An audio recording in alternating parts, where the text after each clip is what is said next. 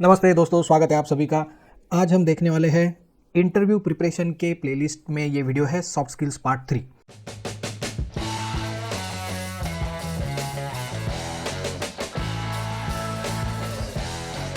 Part 1 और part 2 ये already मैंने अपलोड कर दिए हैं, तो आप उन्हें जाकर भी चेकआउट कर सकते हो। ये इंटरव्यू प्रिपरेशन की प्लेलिस्ट का सॉफ्ट स्किल्स का पार्ट 3 है।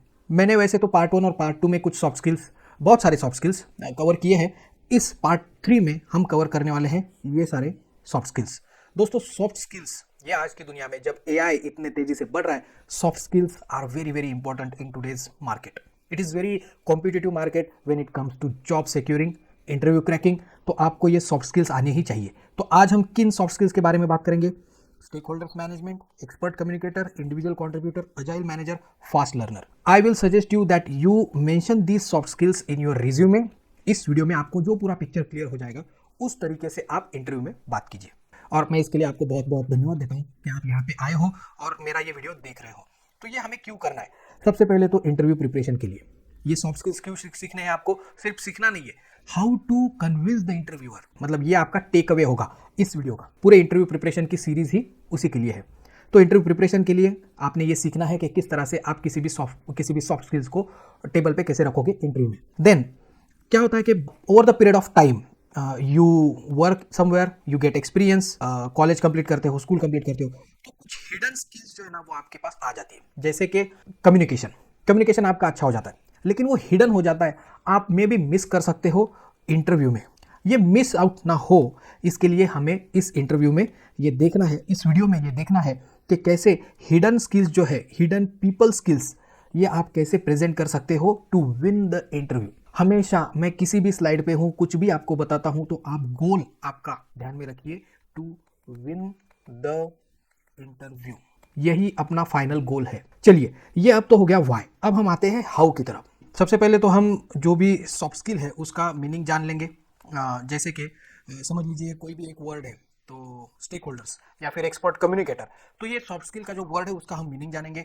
उसके बाद सबसे इंपॉर्टेंट चीज़ है, हम ये देखेंगे, मैं आपको इस तरह से बताऊंगा कि कैसे आप जॉब डिस्क्रिप्शन में जो भी लिखा है उससे कैसे सॉफ्ट स्किल्स को मैच कर सकते हो, मैप कर सकते हो। और ये मैप करके आपको इंटरव्यूअर के सामने पेश करना है। और किस तरह से एक्चुअल वर्क लाइफ में सॉफ्ट स्किल का एप्लीकेशन होता है, ये भी मैं आपको बताऊंगा। इस तरह से हाउ पार्ट हम कवर करेंगे। वाई तो मैंने ऑलरेडी आपको बता दिया, और व्हाट आपको पता है कि ये जो 5 सॉफ्ट स्किल्स हैं वो हम आज के वीडियो में देखने वाले। तो चलिए, सबसे पहला सॉफ्ट स्किल है दोस्तों, जो है stakeholders management. Stakeholders कौन कौन होते हैं? तो वो होते हैं यूजर्स।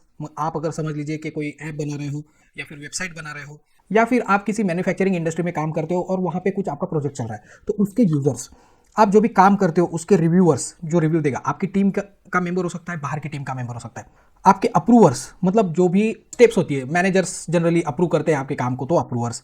कस्टमर, आपका एक्चुअल कस्टमर, मतलब B2B हो सकता है, B2C हो सकता है, B2B, B2C, business to business, business to customer, जो भी कस्टमर होगा वो कस्टमर भी आपका स्टेक होल्डर होता है। और आपके स्पॉन्सर्स मतलब क्या? जो फंडिंग करते हैं, जो आपको अलाउ करते हैं, जो आपको इजाजत देते हैं कि that out of these 10 things you will work on these 2 या फिर दीज 4 दीज प्रोजेक्ट्स, व्हाटएवर। तो दोस्तों, ये सब होते हैं आपके स्टेक होल्डर्स। सिंपल भाषा में समझ लीजिए कि जिन जिन लोगों का कुछ दाव पे लगा रहता है, आपके काम के आउटपुट से कुछ इफेक्ट होता है उनको, those entities are your stakeholders. तो स्टेक होल्डर्स मैनेजमेंट ये आप रिज्यूमे में जरूर डालिए, मैं आपको रिकमेंड करूंगा। और किस तरह से आपको बात करनी है, तो देखिए, स्टेक होल्डर्स मैनेजमेंट के बारे में आपको बोलना है कि I manage stakeholders expectations. Manage करते हो मतलब क्या? तो what stakeholders expect from me in these 2 days और 1 week। तो टाइमलाइन में, गिवन टाइमलाइन में मैं स्टेक होल्डर्स के एक्सपेक्टेशंस मैनेज करता हूँ। वो कैसे करता हूँ वो तो डिटेल्स में बात की बात है, वो हम किसी दूसरे वीडियो में, नहीं तो ये वीडियो बहुत बड़ा हो जाएगा, तो दूसरे वीडियो में कवर करेंगे। लेकिन ये एक पॉइंट है जो आपको टेबल पे रखना है इंटरव्यू में। You should speak like this when there is a talk of this soft skill, when the counter question is there from the interviewer। Soft skills आपने लिखा है stakeholders management means what, ऐसा आया कि आपको ये बोलना है। Sync with development, I keep stakeholders in sync with the development. So सब स्टेक होल्डर्स को आप अपडेट करते हो काम के बारे में, आप उनको रेगुलरली अपडेट करते हो, और इस तरह से आप उनको सिंक में रखते हो। रियलिस्टिक कमिटमेंट, ये बहुत ही इंपॉर्टेंट चीज़ है। तो स्मार्ट, मेजरेबल, ऐसी एक रियलिस्टिक कमिटमेंट आप आपके स्टेक होल्डर्स को देते हो। ऐसे नहीं कि मैं बता दूंगा कि 2 दिन में आपको ये काम करके दूंगा, एंड देन ये यू डोंट टर्न अप, और आप कॉल भी नहीं उठाते हो या ईमेल्स को रिप्लाई नहीं देते हो, नॉट लाइक दैट। सो तो ये आप मैनेज करते हो। Communication, you communicate with stakeholders redundantly. तो रिडंडेंट मतलब क्या, तो आप एसएमएस करते हो, उनको ईमेल करते हो, आप ईआरपी से भी उनको ईमेल भेजते हो, उनको आप कॉल भी करते हो। So whatever by all the means possible you keep the stakeholders up to date with regular communication. ये सब चीज़ें आपने बोलनी है जब आप स्टेक होल्डर्स मैनेजमेंट, ये सॉफ्ट स्किल के बारे में बोलते हो। ऐसा आप बोलो इंटरव्यू में, तो आप इंटरव्यूअर को इंप्रेस कर पाओगे। इसके बाद हम आगे बढ़ते हैं अपने दूसरे सॉफ्ट स्किल की तरफ, जो है एक्सपर्ट कम्युनिकेटर। तो दोस्तों, आप जब बोलते हो कि I am an expert communicator, आपने ये आपके रिज्यूमे पे लिखा है कि you are an expert communicator, तो मतलब क्या? सामने से काउंटर क्वेश्चन आएगा, means what? So you should be able to explain these 3 things at least. I regularly update my team members, my manager, my stakeholders। क्या अपडेट करते हो आप? तो प्रोजेक्ट अपडेट्स, लीव्स, आप अगर लीव पे जा रहे हो तो लीव्स आप, मतलब जो भी है आप रेगुलरली अपडेट करते हो, दैट इज़ मोर इम्पॉर्टेंट, क्योंकि आप एक्सपर्ट कम्युनिकेटर हो। देखिए, मैं एक बहुत ही सिंपल और बहुत ही इंपॉर्टेंट चीज़ आपको बोलता हूँ। Most of the things which arise, issues which arise in the corporate world, those get arise due to communication gap. आप ऐसा बोल के I am an expert communicator, आप ये बोल रहे हो कि ये जो सबसे क्रिटिकल चीज़ होती है उसके ऊपर आप ऑलरेडी सॉल्यूशन दे रहे हो। किस तरह से? तो ये सब चीज़ें मेंशन करके। तो दोस्तों, इसलिए एक्सपर्ट कम्युनिकेटर होना, इस सॉफ्ट स्किल को आपके रिज्यूमे पे लिखना, ये बहुत ही इंपॉर्टेंट है। मैं रिकमेंड करूंगा आपको कि आप ये ज़रूर कीजिए, और मैं जिस तरह से ये पिक्चर आपके सामने रख रहा हूँ उस तरीके से आप इंटरव्यू प्रिपरेशन कीजिए अपना। एक्सपर्ट इन टूल्स, तो आज ऑनलाइन ज़्यादा से ज़्यादा चीज़ें होती है। सो चाहे वो MS टीम्स है, if it is Google meets, या फिर वेबएक्स है सिस्को का, जूम है, what ever, you are expert in that. Say that in the interview that I am expert in online communication or meeting tools, and with these tools I manage these many things. So ये आप बोलिए। Then redundant communication, हमने थोड़े 1-2 minute पहले भी बोला। तो whenever there is a critical thing, I communicate with SMS, WhatsApp, या फिर email, then a phone call, and also the ERP system, whatever the company is following. Don't rely on one way. तो आप only एक ही तरीके से communication करके छोड़ नहीं देते हो, आप ये सब चीज़ें करते हो। इसे बोलते हैं रिडंडेंट कम्युनिकेशन होना। ये बहुत इंपॉर्टेंट होता है। आप देखिए, एक एग्जांपल लीजिए, बैंक ट्रांजैक्शन। आपने एक्सपीरियंस किया होगा कि उनका SMS आता है, उसके बाद कॉल भी आ जाता है अगर कुछ ज़्यादा अमाउंट का ट्रांजैक्शन हो, सस्पिशियस हो, और ईमेल भी आ जाता है।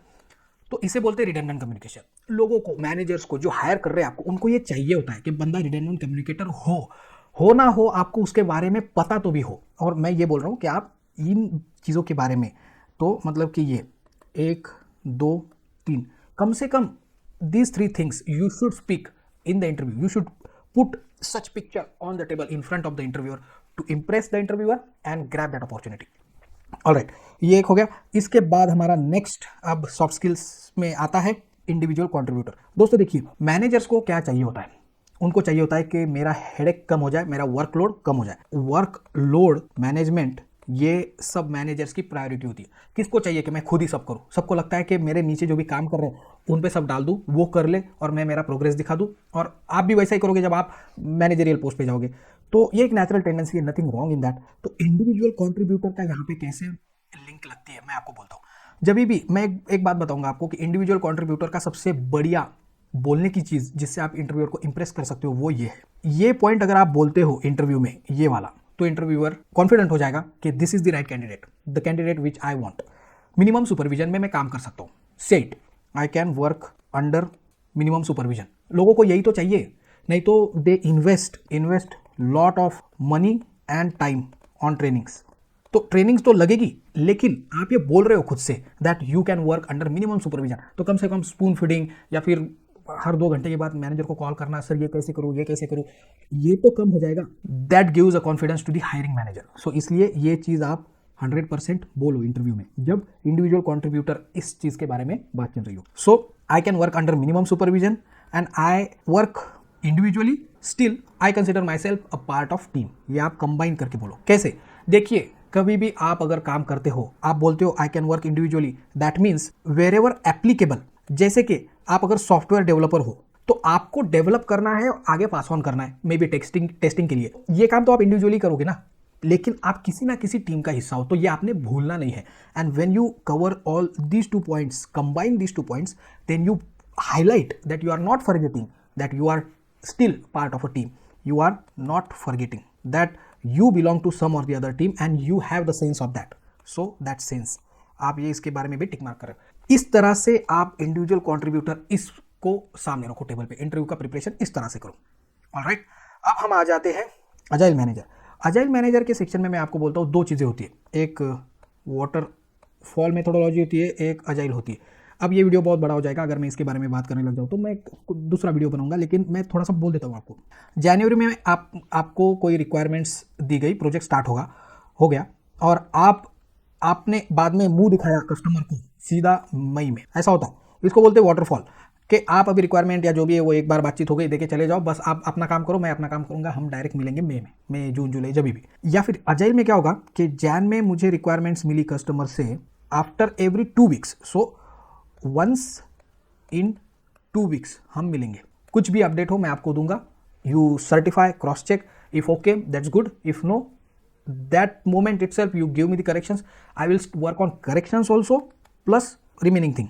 इससे बोलते हैं अजाइल मेथोडोलॉजी, और ये हो गई वाटरफॉल मेथोडोलॉजी। जस्ट मैंने एकदम ब्रीफली बताया, इसमें बहुत सारी चीज़ें, बहुत बड़े बड़े सर्टिफिकेशंस भी होते हैं अजाइल पे, तो वो बात की बात है। तो आप जब भी अजाइल मैनेजर, मैं तो बोलूँगा कि इसीलिए मैंने इस वीडियो में मैंने पार्ट 3 में अजाइल मैनेजर को एज अ सॉफ्ट स्किल यहाँ पे इंक्लूड किया है। आप ये आपके रिज्यूमे पे ज़रूर लिखिए, और इसके बारे में बात करते समय आपने क्या बोलना है, आई फॉलो अजाइल मेथोडोलॉजी। मतलब क्या, तो ये मतलब है उसका जो हमने देखा, इंस्टेड ऑफ से meeting customer after completing the project, no, I meet the customer very regularly, उनके सब रिक्वायरमेंट्स लेते हो and you are open to changes. So सबसे बड़ी बात होती है अजाइल की, open to changes. Okay, customer को क्या चाहिए, मैं जैसा बताऊंगा वैसा बना के दो, दैट्स इट। हाँ, उसमें रिक्वायरमेंट्स कंस्ट्रेंट्स रहेंगे कि कस्टमर ने अगर 10 बातें बोली तो 8 ही पॉसिबल होगी, ऐसा हो सकता है, बट विथ फ्रिक्वेंट कम्युनिकेशन ये आप कस्टमर को कन्विंस कर पाओगे। आप अगर जैन में चले जाओगे और डायरेक्ट मई या जून में बताओगे कि ऐसा नहीं हुआ, तो कस्टमर भी पूरा चिढ़ जाएगा और स्पॉइल हो जाएगा, पूरा प्रोडक्टिव एनवायरनमेंट नहीं रहेगा आपका। एंड नो वाटरफॉल मेंटेलिटी, तो ये आपको कंबाइन करके ये पूरा पिक्चर रखना है इंटरव्यू में, इंटरव्यूअर के सामने। देखिए, आप ध्यान में रखिए, you are not watching this video to understand what is waterfall और what is agile, no, you are watching this video to prepare yourself for the interview, and this is the interview preparation that you are doing. तो इस तरह से ये picture आपको interviewer के सामने रखना है टेबल पे, इस तरह से you have to speak. Alright, last में हम आ जाते हैं यहाँ पे, जो है फास्ट लर्नर। ऐसा बोलो इंटरव्यू में, I am a fast learner. Okay, देखो, आपने कॉलेज में कुछ सीखा है, अच्छे मार्क्स लाए होंगे स्कूल में या फिर कुछ कॉम्पिटिशन्स में, एक्स्ट्रा करिकुलम एक्टिविटीज़ में, वो थोड़ा सा अलग होता है, और कॉर्पोरेट वर्ल्ड में कुछ सीखना और अप्लाई करना काम में, ये थोड़ा अलग होता है। ऑफ कोर्स अगर आपको फास्ट लर्निंग की, ग्रास्प करने की हैबिट है, तो वो यहाँ पे काम में आएगी ही आएगी, नो डाउट।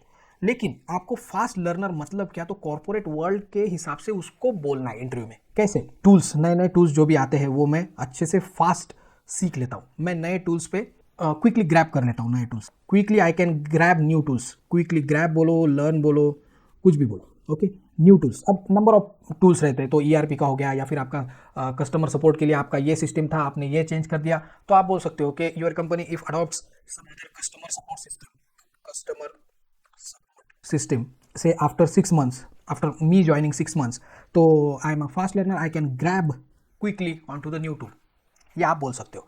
न्यू टेक, जैसे कि AI हो गया, जैसे कि हो गया GPT, जनरेटिव AI हो गया, ये जो नए नए फंडाज, नए नए टेक्नोलॉजीज आ रहे हैं, so I grab them very quickly. या आप बोलिए मिनिमम हैंड होल्डिंग, ये बहुत ही इंपॉर्टेंट है। आई am a fast learner, I need minimum hand holding.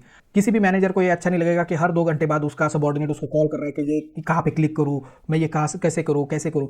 तो मिनिमम हैंड होल्डिंग से आप काम कर लेते हो, which is very important thing, आपको ये इंटरव्यू में बोलना चाहिए। और सबसे इंपॉर्टेंट चीज़ इन सब के लिए, मतलब ये सभी के लिए सबसे important cheese, application in daily work. whatever I learn quickly and I apply the things in my daily work। देखिए, न्यू टूल्स सीख के, न्यू टेक सीख के, मिनिमम हैंड होल्डिंग से, सेल्फ स्टडी करके आपको क्या PhD करना है? नहीं, आपको सब कुछ अप्लाई करना है डेली वर्क पे, next day, next week, whenever you are going in to the work. आपका प्रेजेंटेशन हो बिजनेस का, या फिर आपके मैनेजर ने कुछ पूछा है, कुछ करने के लिए टास्क दी है, तो ये जो भी आपने किया है वो आपको यहाँ पे अप्लाई करते आना चाहिए। That is very important. This is something that you should highlight in your interview when you are speaking about fast learning. So दोस्तों, हमने हर एक सॉफ्ट स्किल के बारे में कुछ पॉइंट्स देखे और how to speak in the interview ये हमने देखा।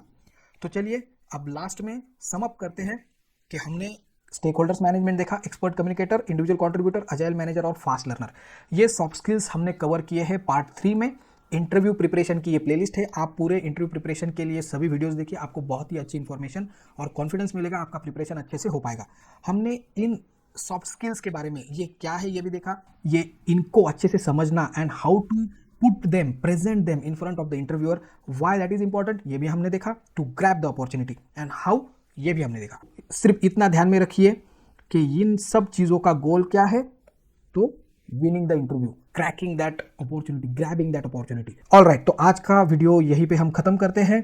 I hope you like the video. अगर आपको ये अच्छा लगा तो थम्स अप कीजिए, अगर आप यहाँ पे नए हैं तो चैनल को सब्सक्राइब कीजिए, और अगर आपको ऐसा लगता है कि ये वीडियो इन्फॉर्मेटिव है, किसी आपके दोस्त को भी इससे मदद हो सकती है, आपके फ्रेंड सर्कल में इसको ज़रूर शेयर कीजिए।